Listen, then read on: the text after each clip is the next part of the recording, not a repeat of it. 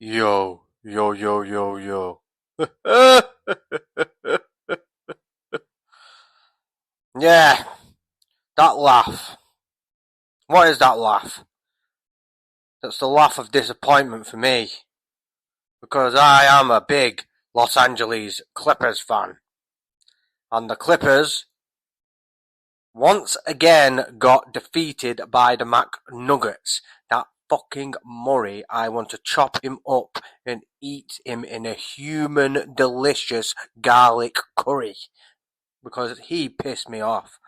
I mean, we played great, and when Kawhi is healthy, he plays fantastical. I mean, he is the Terminator, and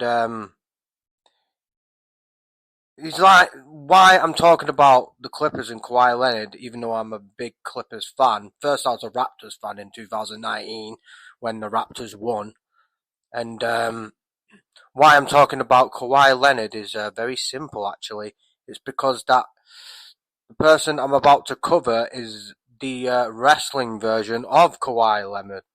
He is the Terminator. He is emotionless.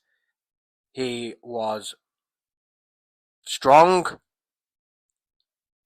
He had no fear, and so on and so on and so on. He's the homicidal, suicidal maniac of the Lebanese bomb attack. He is a terrorist. His uncle was a terrorist, and everyone in his family were terrorists because of all Lebanese. Not really, I'm joking, okay? I'm not saying about you, Jack. What he said about Sabu's hair got pulled by Marty Jannetty to suck his dick. I mean, I'm just doing the stories. No, his uncle was the biggest legend probably in ever. You know, in the 60s and 70s, big time wrestling in Detroit was the biggest wrestling promotion in the country, according to Mr. Cornette. And it was, yeah. And the Sheik, his uncle, I'll just start with his uncle first, never ever broke character, ever. Not even when he nearly got burnt to death working for Anita in FMW in Japan, when the whole ring was on fire. And he nearly got burnt to death. And you know what he did? As skin was falling off him, he basically wanted to get his fire spots in. He wanted to blow fire in the wrestler's face because wrestling was everything to him. Even at his own family table, the Sheik would only tell about 3 or 4 people alive that he was actually Ed Farrat. Even Sabu, I think, this is what I've heard, thought his uncle was the Sheik until he was like 15 or something. I might be wrong on that, but yeah, when anybody called the house and asked to speak to Ed, then Ed would throw the phone down and say he's not here, and then he would have thoughts, homicidal thoughts for the rest of the day about murdering him. I'm telling you, if you went up to Ed Farrat and called him by his real name, if you anywhere in public, or you was at a family do, say you were just his cousin, or his long lost nephew or something, or one of his Lebanese ancestors said it, he would actually stick a fork in your eyes, just like Abdullah the Butcher, and take your eyes out and rip your tongue out of your throat and lick his Lebanese balls with it. I mean, really, the Sheik was a legend. And this is Detroit, and I heard that the Lebanese section of Detroit, especially when the car industry went down in Detroit, and after the riots and stuff in the 60s, was one of the most dangerous places in America. But the Sheik, before Sabu made it big time himself, was a rider. And what I mean by a rider was he lived the life of a boss player. He wore suits, he wore Versace, he wore different suits, different cars, went out to the nightclubs, everywhere. He gambled like it was no tomorrow. Bugsy Siegel really did rip that motherfucker off because he lost a lot of money. He made so much money because the Sheik, and it was very unusual this, because usually the heel would have the title for about, in different promotions, for like a year or maybe 2 years. It was usually the babyface that would have the title for a long time, like Bruno Sammartino.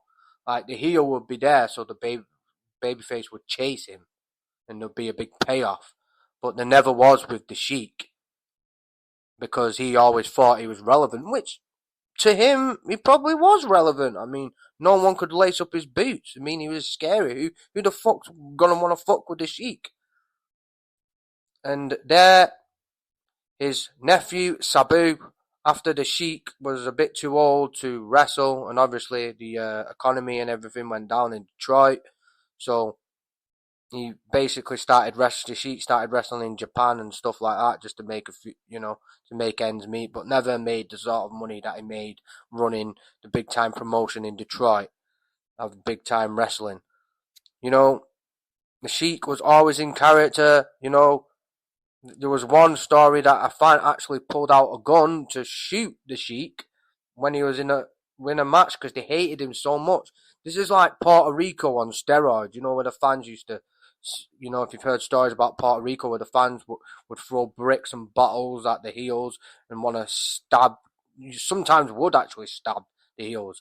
I mean, the Sheik got stabbed quite a lot of times and attacked backstage a lot of times after he draw so much heat. Yeah, especially if you beat up a babyface by nearly tearing the fucking face off and spitting fire and burning the shit out of them. But there was this one instance where the crowd hated him so much, this motherfucking maniac who thought wrestling was actually real, pulled out a fucking magnum and basically pulled the trigger while I was in the ring, but the gun fucking jammed, so the cops jammed him up and then took him to the big house. And he was in the ball pen or something. They went to the interview room, and the cop actually was laughing about the gun, saying, "It's all fucking jammed. Why you fucking retard? Why you shooting at people?" And then boom, the bullet went off and shot out the interview room like the lights in the interview room. That was because the Magnum had like 6 shells in the case, in the chamber. One of them the round stuff, the circle chamber, not the magazine, typical magazine. The little circle chambers that you get where you put the bullets in, not the typical magazine. If you know what I mean, the old fashioned revolvers. So basically, a bullet was jammed. Basically, weren't put in right on one of the holes. It had 6 holes, weren't put in right. So that was just, the guy didn't put the bullet in right, so the gun jammed. So anyone who's fucking wanting to shoot guns and shit, I've got to tell you, be careful putting your fucking bullets in the chamber, especially if it's like one of them old school mag chambers, not your typical mag where you just slot them in. You know what I mean? Anyway, yeah. So yeah, he could have been murdered that night. I don't think a wrestler has ever been murdered on live TV by a fan. Maybe I'm wrong because there's so many wild stories, fucking coming out. I mean, Duke the Dumpster is fucking, Duke the Dumpster, that fucking dumpster man, is part of the pedophiles now. Episode 3, the Dumpster Man. Yeah, I'm on episode 3 of the pedophiles, and it's the Dumpster Man, Duke the Dumpster, the pedo. I think the guy Sweet Tan as well was a paedophile as well. So there's quite a few wrestlers. I mean, Jerry Lawler was accused of it, but I'm a fan of Jerry Lawler's, and I don't know for sure. But Terry Jumper used to call him a baby fucker and a tree jumper and all that shit. So I don't know. Anyway, we're getting into Sabu. Sabu to me was in my top 3 wrestlers of all time from ECW, and probably my top hardcore wrestler of all time. I would say he did more crazy shit and was put his body through more deranged, just totally outlandish, brutal, beyond brutal shit that not even Mick Foley came close to. You know, as much as Mick Foley took them bumps from Vader, you know, with the death matches in Japan and, you know, being chucked off the cell and FUD tax. I mean, Sabu got set on fire. His whole body was scarred up. He nearly died in a match because of fire. You know, he created the moonsault on the table spot. You know, the Dudley Boys basically, you know, Sabu was the guy who influenced pretty much everyone that brought the hardcore shit to WWF, like the Dudleys with the table. Sabu was the king of the table.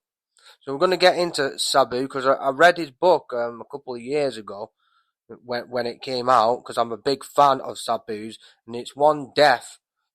There's many deaths in wrestling every year.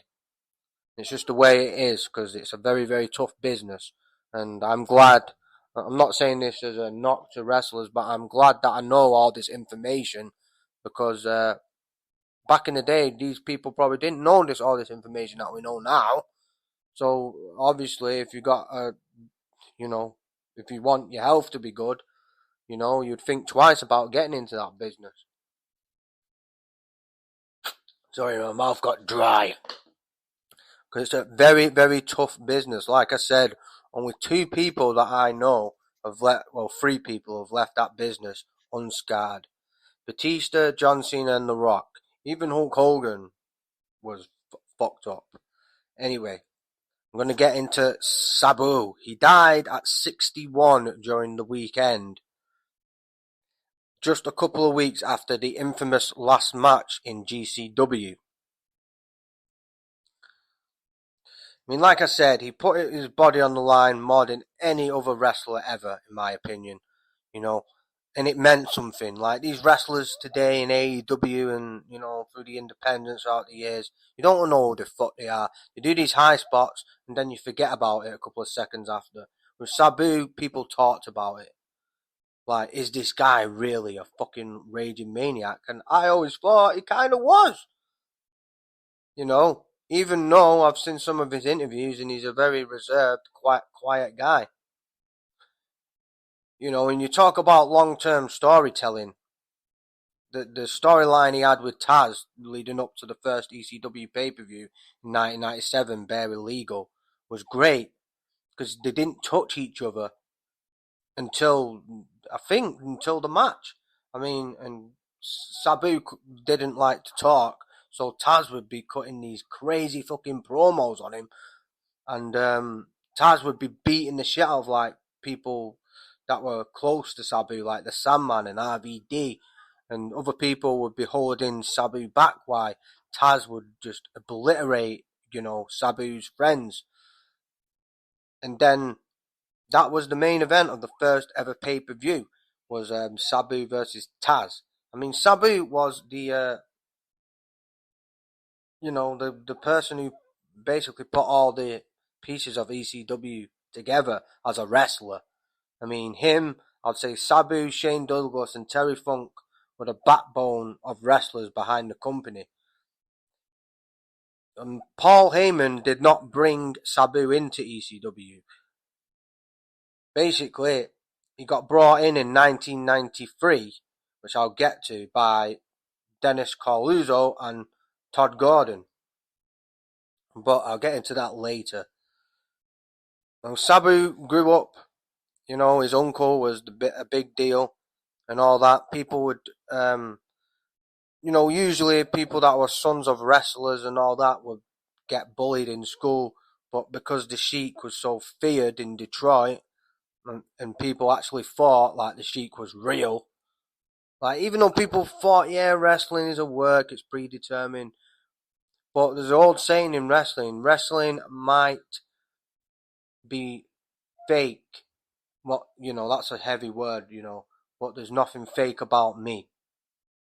And that was the Sheik. There was nothing fake about the Sheik. He really was the Sheik, nearly 24/7. And if you're that character for ages, you're gonna kind of, it's like fucking Chin Gigante, you know, that mafia boss who walked around all crazy all day in his bathrobe, just to avoid prosecution. I think he actually really did go crazy in the end. Because you have to, if you're playing that part for fucking ever. I mean, it's got to really take over your subconscious. You know, you kind of forget who you really are, in a way. So yeah, you know, I loved Sabu's great monster ball matches he had in TNA. They were some great matches. You know, Sabu's personal favourite match was against RVD. Yeah, that was his, personal favourite match. Anyway, as Sabu grew up, you know, he was a Lebanese. He didn't grow up rich, even though his uncle was rich. But by the time Sabu was growing up, his uncle actually lost control of Detroit, like I said, and was working odd jobs in Japan. So and he gambled a lot in Vegas, so he lost all his money. Well, yeah, Sabu hung out with the neighborhood, the neighborhood kids and all that shit in Lansing, Michigan. Pretty rough place. And one memory that he had while he was growing up and shit, was happened on July 18th, 1983 in Lansing, Michigan. Because Sabu was homeless at the time, living in a garage. And there was a bar across the street. And it was his brother's, John's. He had a brother called John. It was 21st birthday. And across the street from where Sabu was staying, like sleeping in this rusty garage that he was living in at the time. Basically, there was a bar and there was loads of drinks. Sabu and his brother's crew was there, like his guys, his boys were there, and then like another crew from the neighborhood, like a couple of blocks down, came in, started taking the piss, like taking drinks from the fridge and all that, and not asking Sabu's brother or Sabu, and then Sabu took it kind of personal, because his guys were trying to, take the piss because they were from a rival crew, like right, kind of like a gang kind of thing, so they shouldn't have been in there anyway. So Sabu just fucking, what he said, he got a fucking glass and smashed it over the guy's head and threw him out the door of the bar. Opposite where he was staying in the garage, there was this big like dirt patch, and he basically was on top of him, grounding and pounding him on this dirt patch, and before he knew it, some big metal object was underneath his chin, and boom!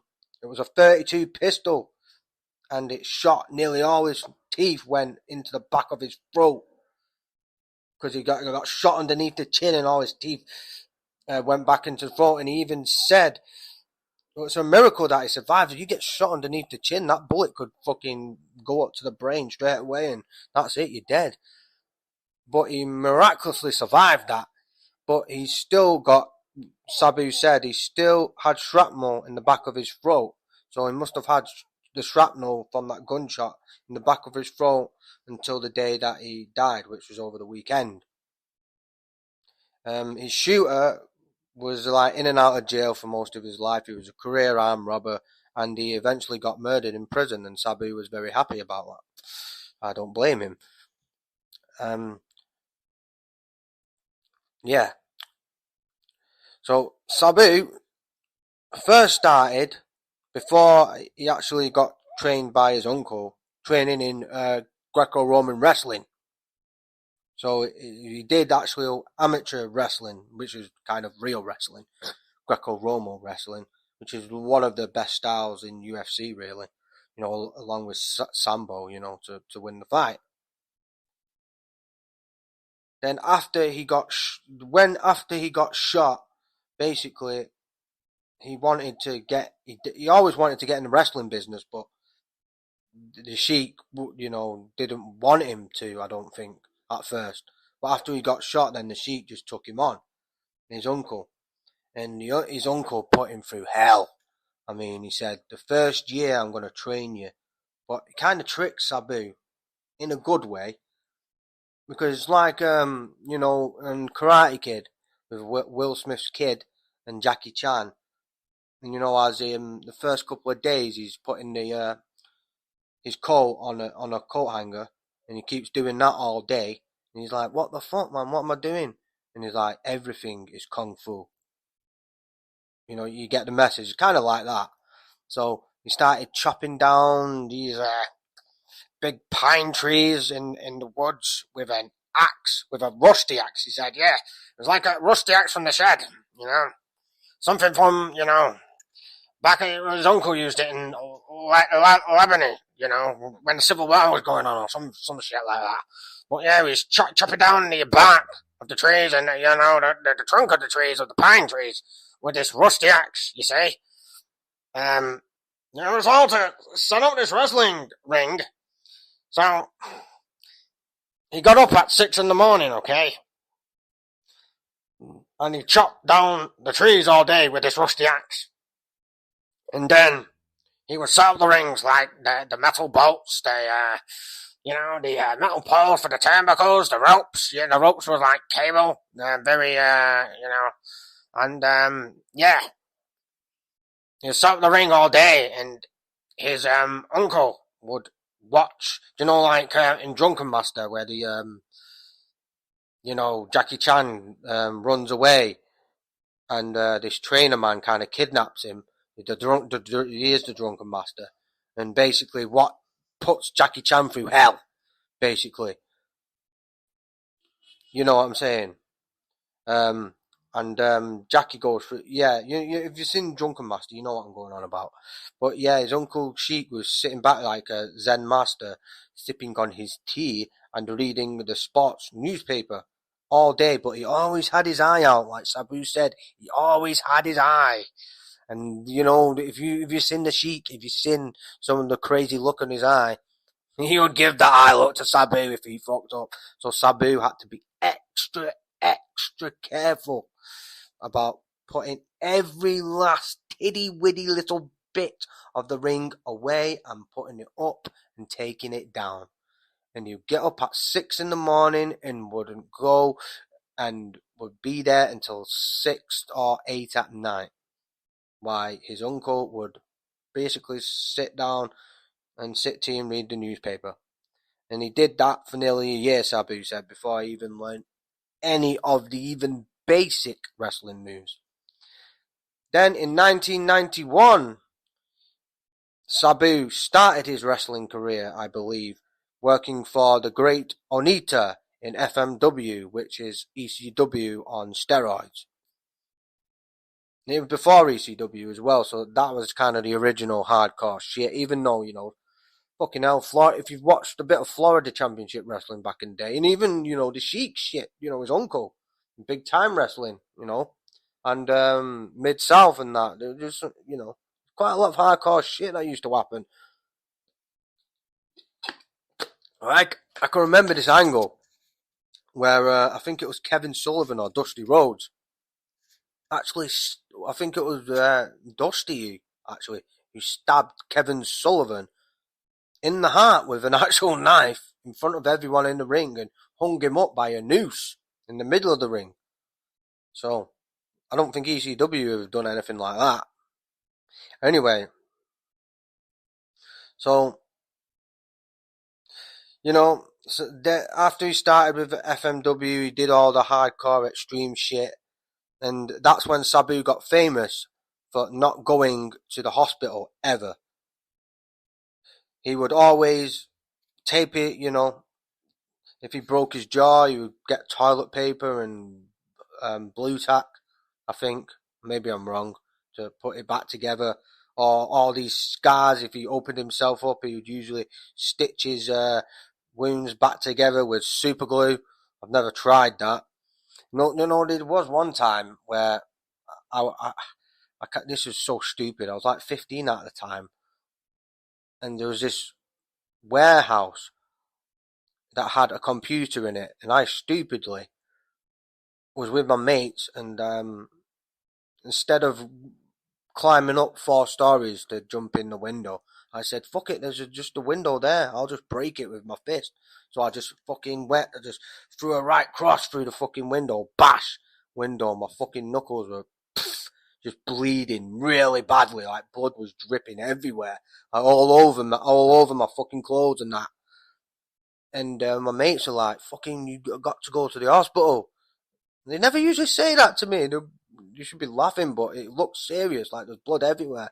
And I was like, "No, man, we're waiting for a fucking 10 bag of weed. I ain't going to no hospital until I get my weed." I didn't even go to hospital that night. I just kind of smoked the joint and forgot about it. you know. So yeah. But yeah, that's when he started doing this, because that style of FMW was really hardcore shit. The death matches, the barbed wire ropes, the FUD tacks, the kitchen sink, the fucking axes, the C4 explosions, the rusty screwdrivers, them rusty ones, 2x4s, the pallets, the planks. Oh God, yeah. Even the gas cylinders were used. God, nah, it was a dirt road, alright. I like the cheese grater. I always liked it when New Jack used the cheese grater. The big shiv, and they would stick it in the head. I don't know, Abdullah. I used to love it when he would get the rusty fork out and give his opponents hepatitis. Yeah, hepatitis. You know what I'm saying? And Sabu then started in ECW in 1993. He started. It was actually called Eastern Championship Wrestling. It weren't Extreme Championship Wrestling. I think people that know wrestling already know that anyway. That didn't become Extreme until late '94. So Sabu started in ECW, and he was, as Sabu said himself, it weren't Paul that brought him in. It was Dennis Caluso and Todd Gordon. And Todd Gordon was the real owner of ECW financially. So Sabu started in ECW and he was on $500 a week, which is right. Back then that would be probably $1,500 a week now.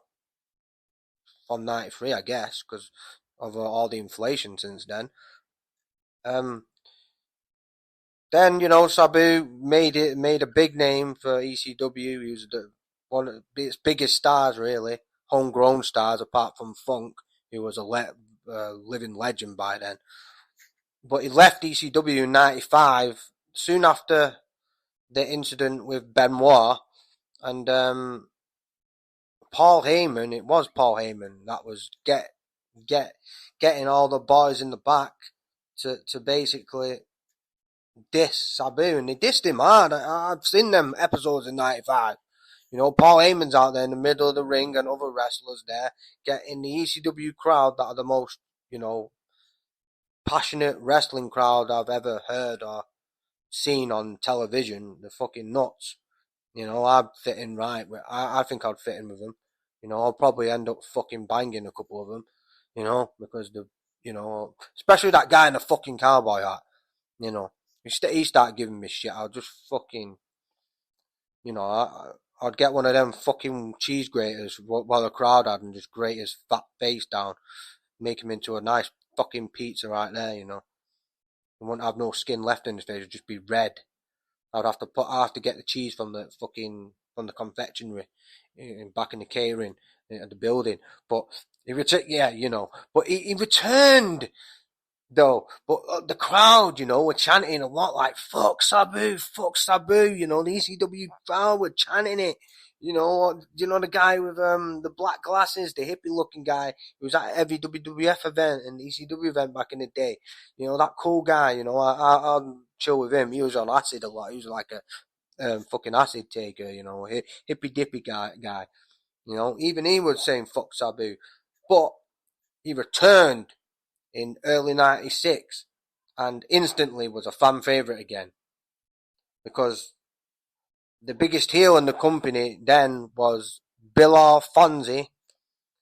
Call it let down the middle, daddy. Let down the middle, daddy. And Bill Fonzo and Taz, who was the Tasmaniac, who actually tagged up with Sabu in early ECW days. But God, that fucking, the H4 CBD, fucking, I just had some gummies, not THC, CBD. Ah, and it's H4 CBD, like, it's like CBD times 100. But they make your mouth proper sour. If anyone's ever took Zoplicone, they must know. You know, if you've ever known the pill Zoplicone, you have that mad taste in your mouth. I've got this mad bitter taste in my mouth, so if I'm sounding a bit like lispy, like dusty, I'm very apologise. So yeah, he returned in '96, and he had a year-long feud with Taz, which I've been over. It was a great feud, and they barely touched at all, and it just brought out more intrigue to the match when finally Sabu and Taz locked horns during the main event of the first ever ECW pay-per-view.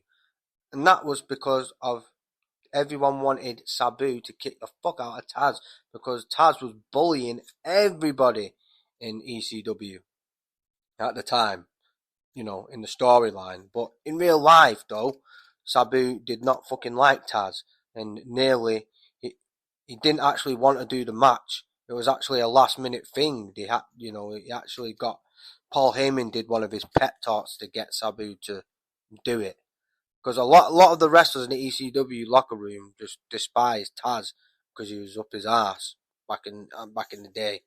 You know, he was a bit of a, well, I weren't there, but people say he was a bit of a cocky dick, and that's why he got slapped up by Van Damme or something. But I've always liked Taz. He's great in the ring. I love his T-bone suplexes, his belly to belly. Taz was the first guy who really invented Suplex City, in my opinion. You could say Dynamite Kid did, but But yeah, that was great. That was the way to build a story, and it didn't happen at that time. Before that, until the NWO came along after. It would happen a lot back in the days, but then wrestling went through a bad period like it's doing now because of McMahon and the steroid, and WCW being in its infancy. So ECW and Smoky Mountain are kind of the best territories. I mean, the best thing in wrestling, in the mid-90s. And that build-up to the barely legal match was great. How ECW told stories, with the Sandman, Raven, Tommy Dreamer, and this one, Sabu and Sandman, who were the top two guys in the company at the time.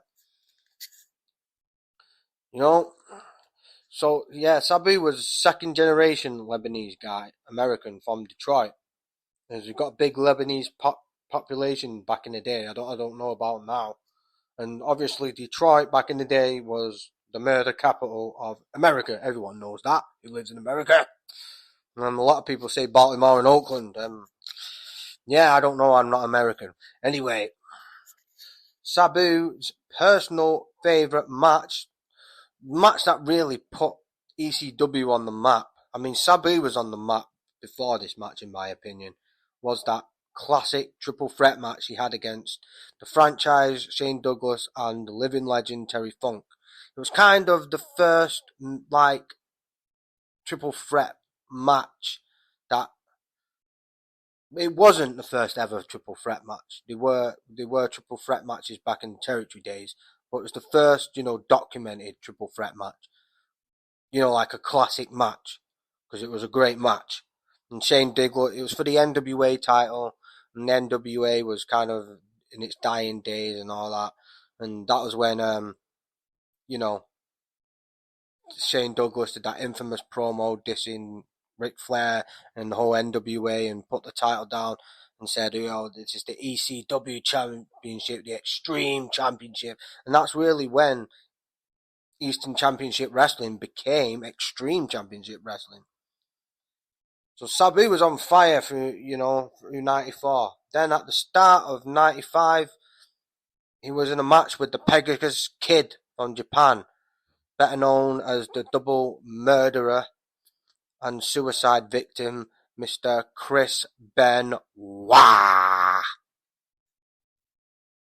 And Benoit did one of his crazy belly to belly suplexes or T-bone suplexes, one of his mad suplexes, and if anyone's seen it, it's one of the nastiest looking bumps I've ever seen. Like Sabu basically lands like on his top of his head, like not on his forehead, on the top of his head, and his neck. You can see his neck like jerk to one side. It's horrible. It makes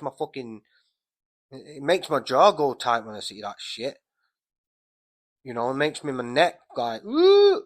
I have to do fucking 10 kills with my neck just to get it, just to ease the tension. When I see that, my mouth goes all like like super glued shut. It's hard to describe the feeling, but it's horrible to watch that. And yeah, Benoit.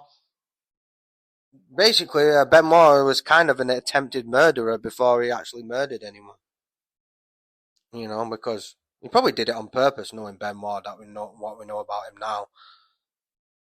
But Sabu actually said that Benoit did go to the hospital and actually cried, saying he was sorry because actually he thought that he might have ended Sabu's career. And Chris Benoit was, like Sabu, very serious about wrestling, as we know. But Sabu still said, "Fuck that motherfucker." Thought this from Sabu, like, you broke my fucking neck, you cunt. And Sabu was like faced the fact that he might not have to wrestle again, but he did.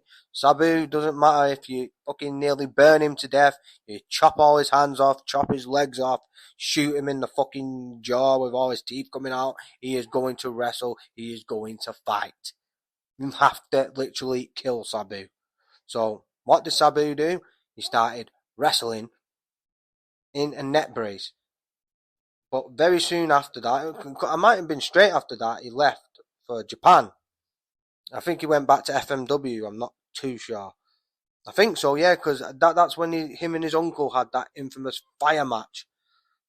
That tag match where his uncle nearly died in the middle of the ring when the whole fucking ring was set on fire because of the winds, basically. Because they rehearsed that spot, it was alright, but the thick cunts didn't understand that they were out in an open fucking stadium and you can't predict the fucking weather, so how do you know it's not going to fucking win? So didn't think that through very well, did they?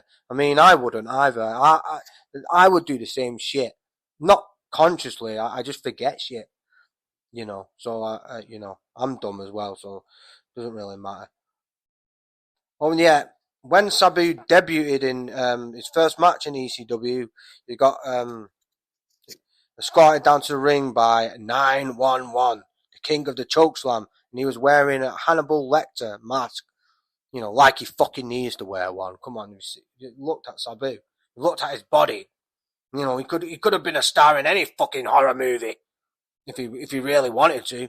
I mean, there's all these stories about he could have made millions wrestling. He turned down millions wrestling. I don't even, he could have turned down millions working for a movie. He's like, no, I'm the fucking real deal. It's no act with me. If I'm playing someone, I'm playing myself. I am the fucking horror story, motherfucker. You know? So, yeah. But, yeah. My favourite match with Sabu, one of my favourite probably my favourite hardcore match of all time was, basically the Stairway from Hell match at House Party 1998 with him and the Sandman. You can tell through that match, I think Sabu puts his jaw back together with some toilet paper during that match. But I think Sandman's so fucked out of his fucking head, he keeps fucking whacking him in his jaw. Keeps a boom, boom, boom, just whacking him in his jaw. And Sabu's like, fuck, you don't feel it. Because Sabu always said he never felt the pain as it happened. Which I understand, because I've been, sparred in MMA and been in a few fights back in the day. I haven't been in a fight in quite a while now. But you know what I mean. I've been in police chases and all that shit.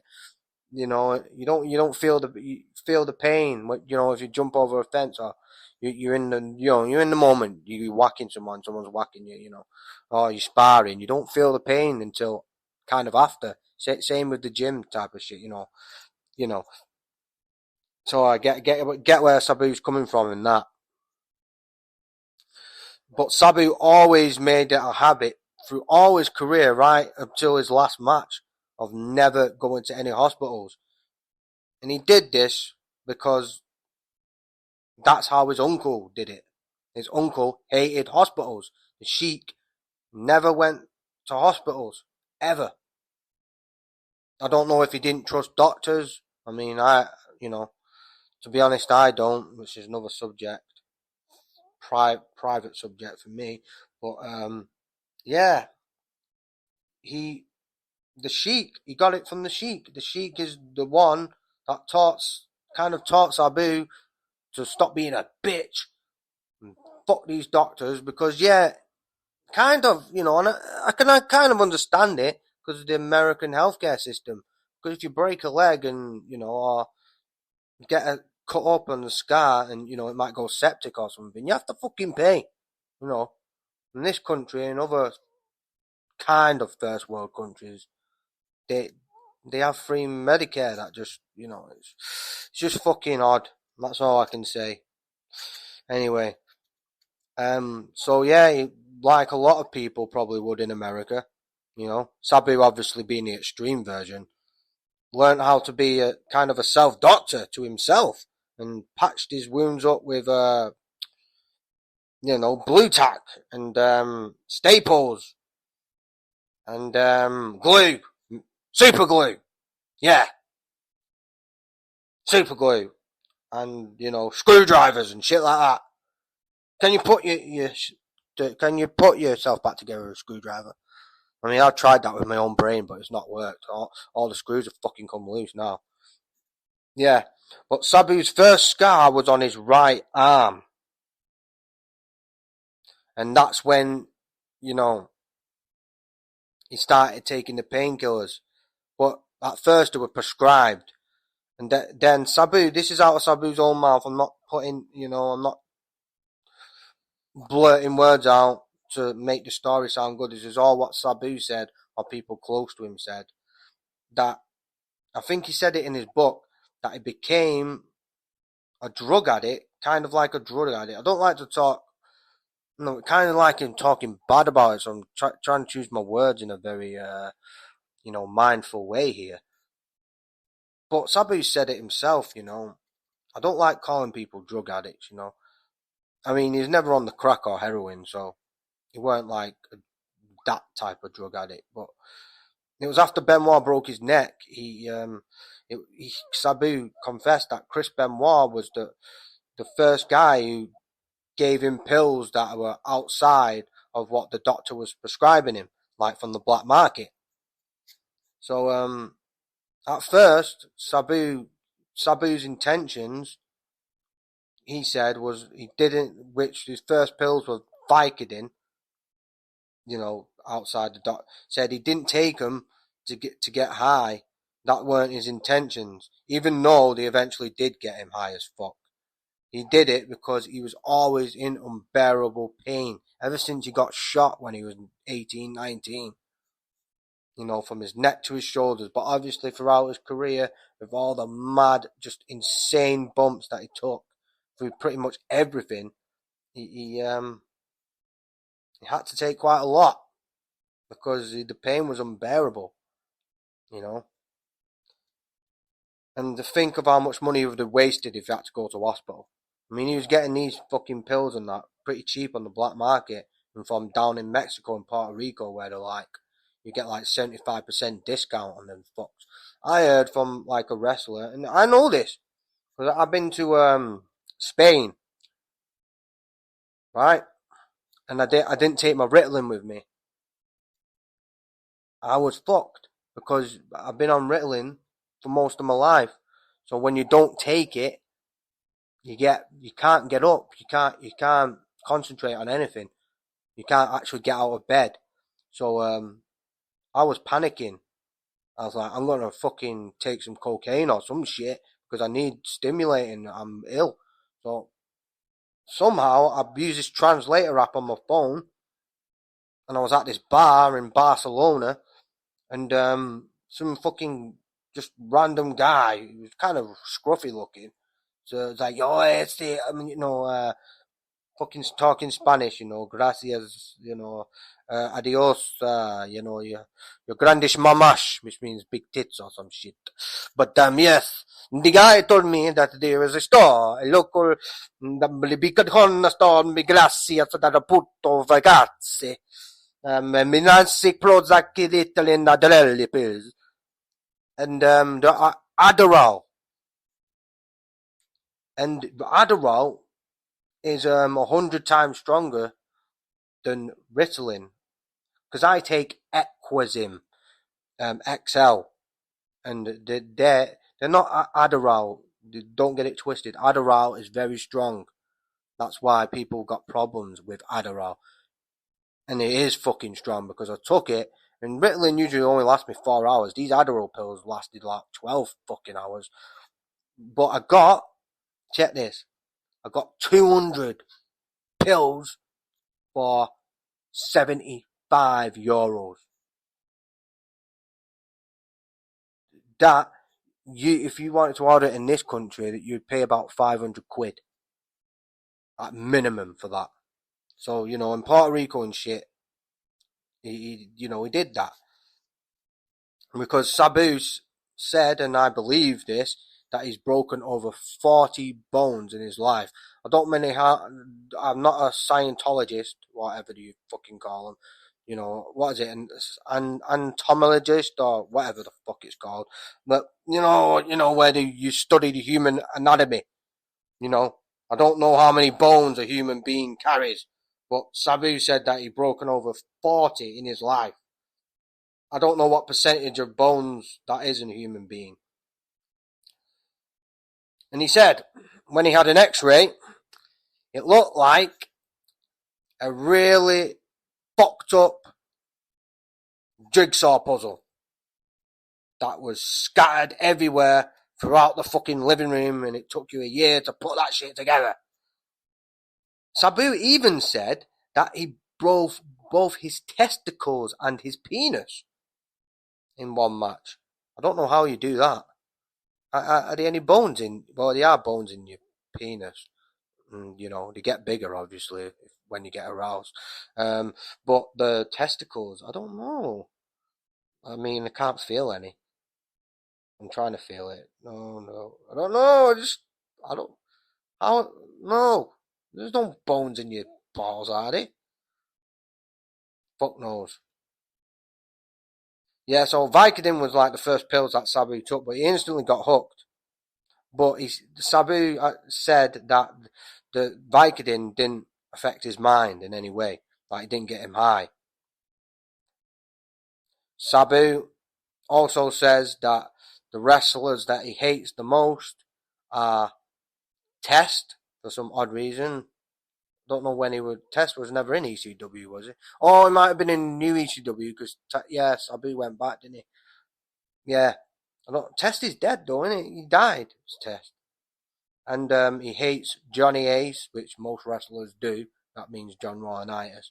Don't see anybody's have a good word to say about that guy, ever. No, I don't. I've never liked him just because of hearing his fucking voice. I'll probably kill him if I had to work with him. And Stan Hansen, of all people, the rough old rugged Stan boy, handsome boy. Yeah. So then he started taking Sommers when he got back to ECW, and that's what got him high. And there was one rumour going round, I think it was from the Sandman, which Sabu said was full of shit. But he did admit to something else. It was rumoured that he was in the hotel one night, and this is when Tammy Sitch, Sonny, who's in jail now for running over an old man, calm as a bitch. Sonny said, Sonny was fucking the Sandman at the time. And she was all fucked up on the drugs and shit. And basically, Sabu walked in because Sandman was like one of his close friends. And Sabu basically, viewed Sonny like most other wrestlers did, as what Chris Jericho called Stephanie a bottom feeding hoe or what The Rock said, a $2 slot. I mean, Sonny was fit back in the day, man, you know. But if I heard all this shit, man, about how many fucking she had more pricks in her than a fucking dartboard, I'd be like, I don't know, man. There's kind of a lot of fucking dicks have been up that, you know. Might just take a pass and just, you know, jerk off. There's lots of toys these days that you can play. Anyway, I'm getting back.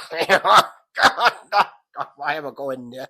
Anyway, yeah, so he offered Sonny Somers and Sandman. This was Sandman's story. He obviously came out when he was pissed out of his head.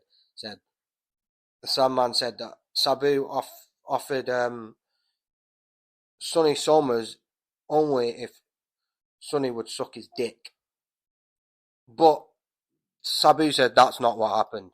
It was he was there with Somers, but he said you can have him as a joke if you just show me your tits, basically. So that's what really happened, right? And obviously, you've heard all the rumours about the ECW locker room. The rumour was that you could not get a job in ECW if you passed the drug test. You were out. You had to fail the drug test to be accepted. That was probably like number one requirement to getting a job there. Pretty cool place, to be honest. So Sabu said in his most fucked up days of his drug use that he took as many as 30 somas a night. That's a lot. I've never took somas before. I've took codeine when I was in pain, which I never will again. It made me feel like an absolute fucking zombie, even though I couldn't feel anything. You know, it's like tramadol. You know that shit where you can take it and someone could punch you in the face like 5 times and just sit there and laugh and look at the sky like nothing happened. But no, it's horrible. Horrible drugs. Stay away from that crap. That's all I say. Stick to the weed and a bit of mushrooms. They're not drugs, they're medicines to me. Yeah, so we'll get to the Sandman. I mean, Sabu's last ever match. I mean, ECW went out of business in 2001. Tommy Dreamer nearly killed Paul Heyman because he was a backstabbing cunt who left him high and dry, and he was going to show up at WrestleMania 17 to pop him in the head, you know. But yeah, Sabu would go to every independent show that was. It didn't matter. He didn't give a fuck about the money, Sabu. Right? And there's so many stories. Like in 1993, the WWF tried to sign Sabu for like a lot of money, like a couple $100,000, you know, some shit like that. But they asked him, they were going to change his character and change him, which I don't understand why they would want to do that. I mean, Vince McMahon, the rumor was Vince McMahon was always a big fan of Sabu's. So why would he bring him in just to fucking want to change him? That's so weird sometimes, Vince McMahon. You know, he could have drawn a lot of money, probably just as much as Mick Foley did if you just let him be Sabu. No, he didn't have the charisma or the promo skills as Mick Foley, but he was definitely more extreme than Mick Foley. And you'd be like, what? When I first saw him, I was like, what the fuck is this guy fucking, this guy's something else, you know what I mean? All the scars on him and shit, I'm like, yeah man, this guy, you know, this guy, watch this guy kind of thing, you know? You know, wrestling might be, I'm not, you know, predetermined, people call it fake, but just like his uncle, there's nothing fake about Sabu. And he took himself very seriously. Not like Bret Hart kind of seriously. There's no problem with Bret Hart. I mean, he loves wrestling, you know. I'm just saying that he took kayfabe very seriously. So in '93, they wanted him to be managed by the Iron Sheik. And obviously his uncle, the Sheik, was still alive at this time. And it was very disrespectful to his uncle. And I think his uncle was kind of blackballed. I don't know the reasons why. But throughout a lot of territories and stuff in America, I've heard that they didn't want to deal with the Sheik. So Sabu was like, fuck off, no. So there you go. And then 1995, Sabu got signed by WCW and turned up on Nitro when Nitro kind of got first started. And there's this match he had. I don't remember who with. And he was told specifically, I don't know, by Eric Bischoff or probably the Hulkster or some shit like that, not to use a table. And the first thing he did was use a fucking table. So WCW could go suck my dick. They fired him in his first match like he gave a fuck. Sabu, this is the point. Sabu's the real deal.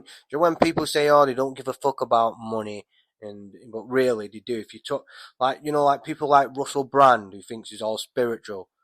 In my opinion, this is my opinion. Like I like Russell Brand, but I'm saying, I bet you if you took everything away from him, everything, he would fucking crumble. Like you see him crumbling now. The shit that he's going through. I'm not saying he's guilty or anything, but it's like, come on, man. If I can you give me $1 million then, Russell Brand? If you don't care about money, if you can just be. But Sabu, fucking the real deal because he didn't want money. He was never going to sell out ever. He had too much respect for who he was and his uncle and what he went through his whole life. It's a hard fucking life, and you had to live it 24/7. And Sabu took what his uncle gave him, put it into his own, and truly, he's only done like 2 interviews, I think. 3. I think he did one with that James, who interviews Dutch, and he did, I think, 2 with Sean Oliver from Kayfabe. But yes, I think Sabu is not. People say that he's quiet and reserved. I don't think that's the case. I think because RVD and other people said like he's a really laid back guy and like really easy to get along with.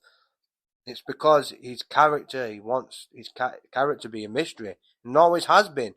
Like he didn't speak at the Hall of Fame, and he doesn't speak hardly in interviews, and that's just him, and that's what wrestling should be, in my opinion. So, in 2001, in 2000, yeah, because WCW shut down in 2001. You're supposed to sign, guess this, for 450 grand a year contract with WCW. And basically they gave him the papers, but Sabu being Sabu said, not trusting, fucking wrestling promoters because, you know, his family and all that shit. His uncle dealt with that shit all his life, so he knew the fucking game. So he's like, I'm gonna have someone look over this with me because someone offered me 450 grand a year and a contract and said just sign it now because this is what I heard.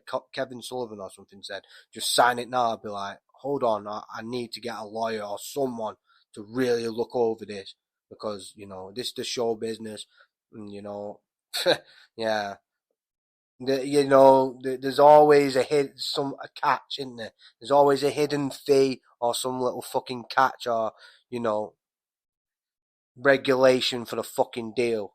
The rules and regulations, and you got to do this or that. So they kind of did the right thing, what I would do. But Paul Heyman found out about it. So when Sabu went to try and get a lawyer back at his hotel, Paul Heyman got onto it, and Sabu was still under contract to ECW. So Paul Heyman phoned, I think, Kevin Sullivan or someone in the WCW echelon and threatened to sue WCW. So Sabu ran back saying, yeah, I'm ready to sign the contract. I'm ready to go. I'm ready to become a motherfucking millionaire. But because of Paul Heyman, Kevin Sullivan, I think, told Sabu, nah, the deal's off. So, fucking hell, Maybe he shouldn't have gone back to his hotel. He could have been a multi-millionaire a couple of times over. Sabu also said throughout his career, especially when he was in Puerto Rico, that, if he he did take steroids, but they were really dodgy ones that would get him high and gave him parasites, like infections and shit like that. Then finally, he released his book in 2019. It's a good book, really. It's a fun read, in my opinion. It's not too long, but it's a fun read. And in 2021, he retired because fucking hell, I can't. It took him till 2021. I'm not saying when he should have retired, but it was way before 2021. His whole body was basically broken. I mean, I'm absolutely, blown away how he could even function. Even in the early 2000s, after all the shit that he went through.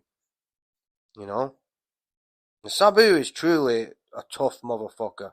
If you're talking about tough people, like you say David Goggins or some motherfucker like that, you just, could be, but Sabu is fucking tough. I don't mean that in a way that, is hard, like hard. That's different. Like, not tough like John Jones tough where he could kill you in a second. I'm talking about tough how he could endure so much pain. The courage that he had to endure that much pain. And he loved it. He loved doing it. And he would turn down $1 million just to go through that pain all over again. He was addicted to the fucking shit. How could you beat a man like that? He's seen it all. But actually, Sabu says that he was afraid of heights and he's afraid of being in public in front of a lot of people. And he said at WrestleMania 23 in Detroit, which was his hometown, that he nearly had a heart attack or something.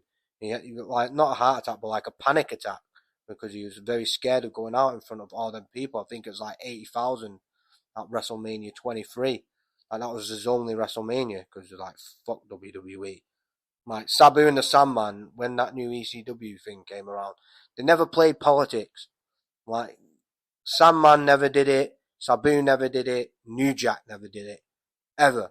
Never played the game, which is cool because they were happy.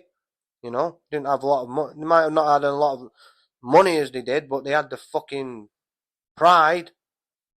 They had their self-esteem. So, what would you rather do? Sell out and be a miserable rich cunt that everyone fucking hates?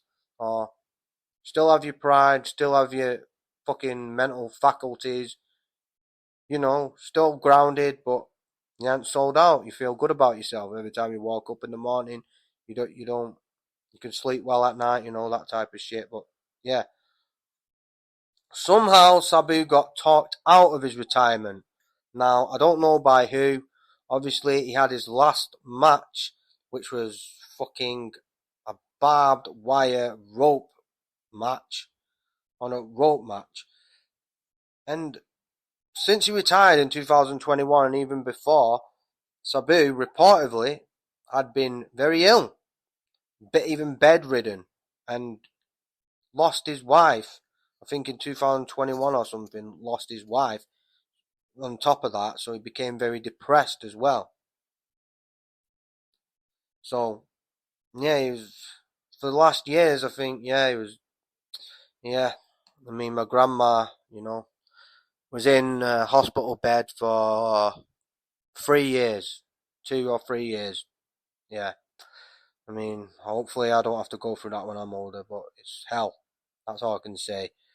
Yeah, he was bedridden, couldn't look after himself. I don't think he couldn't walk properly and was depressed. This is what I'm hearing. Don't know if this is true, but because his wife would basically look after him, and when his wife died, I don't think he probably had people for him, but they were probably all like busy or something. And you don't have fucking Medicare in America, so if you're fucking ill and you've not got much money, you're practically fucked. So I can understand that. So this is the thing though. Before he went to go to this match, He went to a store, like one of them legal drugstores. He had them in this country where they sell like spice and shit like that. He bought some kratom, which is it comes from a South American tropical tree in Bolivia and Peru. Like a lot of tribes in there take that. They only take low doses because in low doses it's like yerba mate. It stimulates you. That drink where you drink from that Ebola cup. I used to drink some yerba mate. If I drunk too much though, it'd make me all jittery and stuff like that.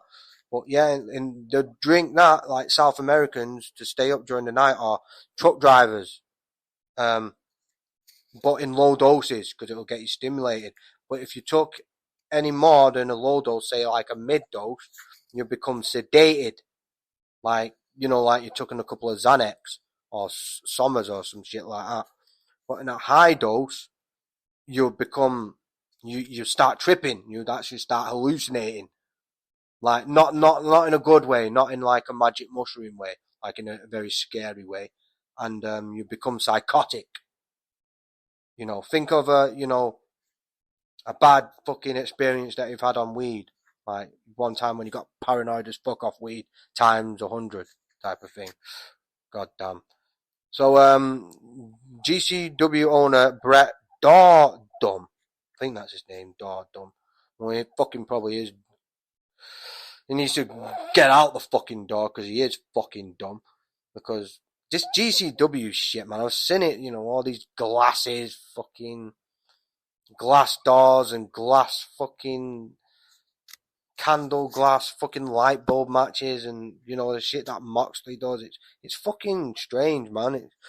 It's just no need for it. It's not ECW. It's nothing like ECW. It's some fucking bullshit backyard wrestling, fucking hobo fucking crap. I've seen the fucking fans. I think the fucking hobos that they get from the local fucking homeless shelter there. It's just the fucking lowest of the low, and I don't usually say that because I don't look down on motherfuckers. But this GCW fucking, I watched about half an hour of it years ago, and I was like, this fucking is horrible. This is the trashiest trash I have ever seen. It's just nothing. It's not hardcore. It's just fucking light bulbs getting smashed for the sake of it. No one gives a fuck. It's just horrible. It's nothing like ECW. It's not a revolution like ECW was. Anyway, this Brett fucking Dardum motherfucker got blamed for booking Sabu in his last match. I don't know enough, so I don't like to put the blame on people because the report was that Sabu's people, like his friends, actually got him the kratom from the drugstore, not Brett Dardum, GCW owner. So I don't know how he got booked. Whatever. Obviously, the owner probably wanted, saw Sabu, yeah, money, I suppose. But I don't know how much he knew about. I don't know. He probably didn't know anything about, what Sabu was going through at the time. Obviously he knew he was 60. I mean, I don't know, man. It's hard to say. I'm not going to point fingers at anyone. I'm not that. Unless I've got factual, concrete shit. You don't know.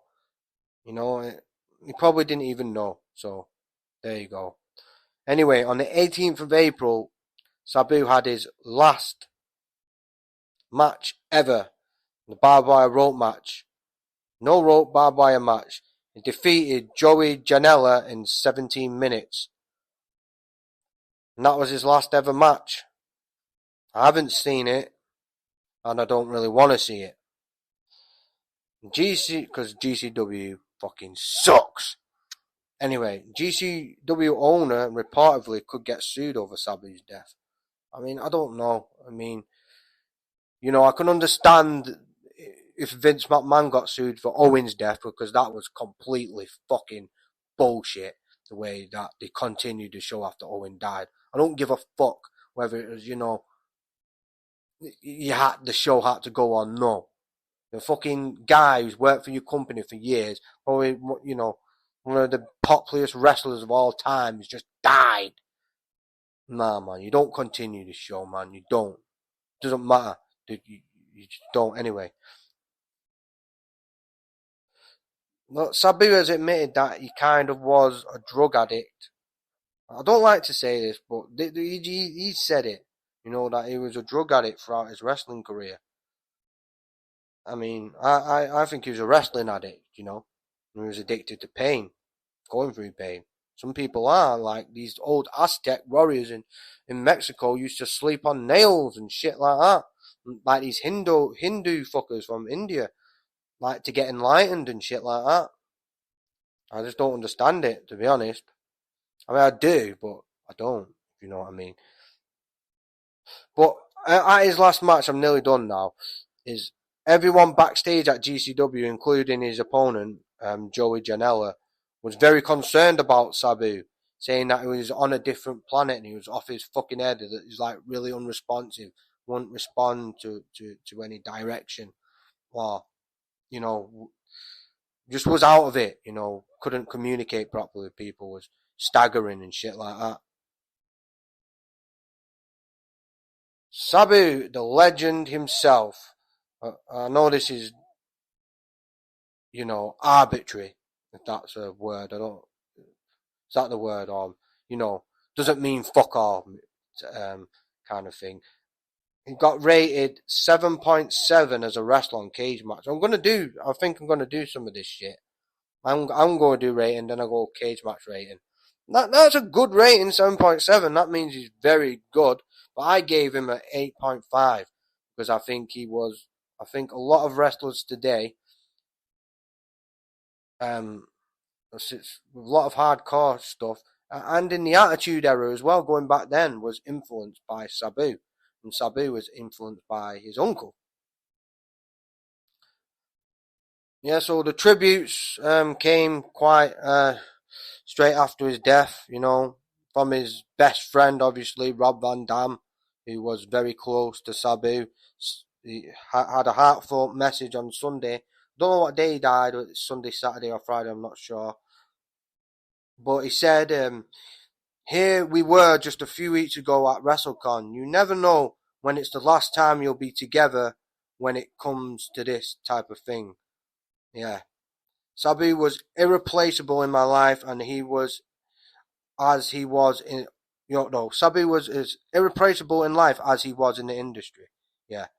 You all know how important he was to my career, and you know how much he meant to me personally. He's been a tremendous influence since I was 18 years old when I met him. Learning to be an adult while you're in this crazy environment of this business can go several different ways. I'm proud to have been able to carry on so many of the Sheik and Sabu's values both in and outside the ring. That's the statement RVD put out.